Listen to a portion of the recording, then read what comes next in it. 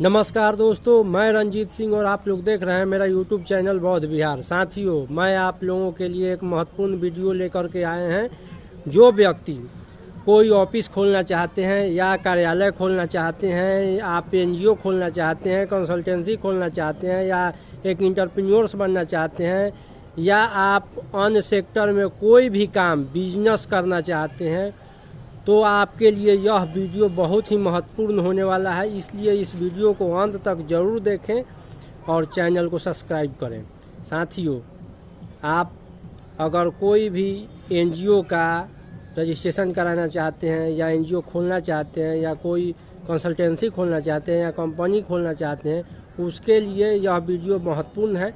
देखिए, मुख्य 4 बिंदु के बारे में हम आप लोगों के साथ चर्चा करेंगे कि वो 4 बिंदु कौन कौन सा है जो प्राइमरी स्टेज में जो पहले आप लोगों को आवश्यकता पड़ता है, उसके लिए पहले से प्रिपेयर होना पड़ेगा आप लोगों को, तभी जाकर के आप एक सफल व्यक्ति बन सकते हैं। तो वो 4 बिंदु कौन कौन सा है जिस पर आप लोगों को फोकस करना चाहिए। तो साथियों, 4 वह कॉलम है, मुख्य बिंदु जो 4 है वो है आपका, फर्स्ट में है आपका कोष, सेकंड में है कार्यालय, थर्ड में है आपका कर्मचारी और फोर्थ में है आपका कागज। तो साथियों, कौन कौन सा है?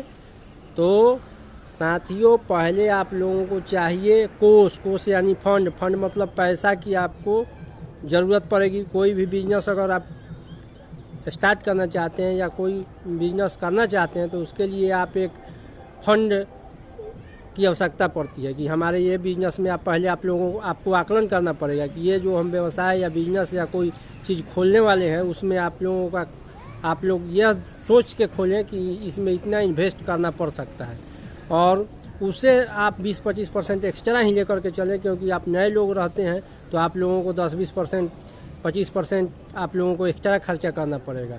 तो इसलिए आप अगर कोई भी बिजनेस करना चाहते हैं उसको डीपली जानकारी लेकर के ही खोलें और उसके पहले आप प्रिपेयर रूप से फंड की व्यवस्था कर लें, पैसा की व्यवस्था कर लें। ये नहीं कि अगर पैसा आपके पास कम है उस लागत के अनुसार तो आप एक सफल उद्यमी नहीं बन सकते हैं या सफल व्यक्ति नहीं बन सकते हैं। जिस भी सेक्टर में आप जाएं उसके लिए आपको फंड की अति आवश्यक है, फंड की ज़रूरत पड़ती है, तो इसलिए आप पैसा की व्यवस्था करके जाएं।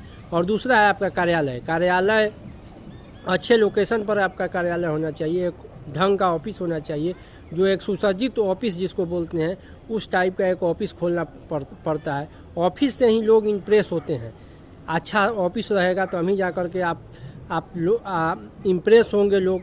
जो भी व्यक्ति उस ऑफिस में आएंगे तो उनको लगेगा कि नहीं, आपका जो भी धंधा है वो धरातल रूप से अच्छा कर रहा है, आपका ऑफिस यहाँ है। तो इसलिए ऑफिस साजो सज्जा के साथ अच्छा क्वालिटी का एक ऑफिस रहना चाहिए और अच्छा लोकेशन पे होना चाहिए जहाँ लोगों को दिखे कि ये ऑफिस, ये एक अच्छा सा साइन बोर्ड रहना चाहिए कि ये ऑफिस का यहाँ खोले हैं, वहाँ लोगों का आवागमन भी होना चाहिए ज़्यादा, ताकि आपके बिजनेस का प्रचार प्रसार अच्छा तरीके से हो सके।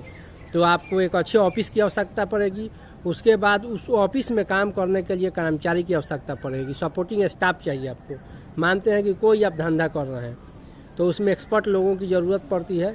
तो इसलिए आप खुद एक्सपर्ट हैं तो ठीक है, लेकिन फिर भी आपको सपोर्टिंग स्टाफ रखना ही पड़ेगा, नहीं तो आप एक्सपर्ट लोगों को उसमें आप जॉब पर रख सकते हैं।